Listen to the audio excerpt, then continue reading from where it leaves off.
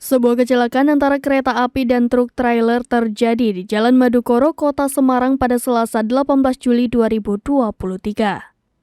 Dalam sebuah video yang viral di sosial media, terlihat awalnya truk trailer yang berhenti di perlintasan kereta tersebut.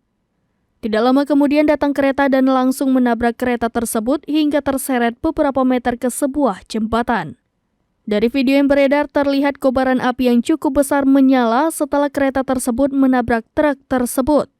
Polisi menyebut tidak ada korban jiwa dalam kecelakaan antara kereta api dengan truk trailer di perlintasan kereta di kawasan Kota Semarang, Jawa Tengah. Kapolrestabes Semarang, Kombes Pol Irwan Anwar menyebut hingga saat ini hanya ada korban luka dalam insiden tersebut. Saat ini korban luka sudah dilakukan perawatan medis untuk penanganan lebih lanjut.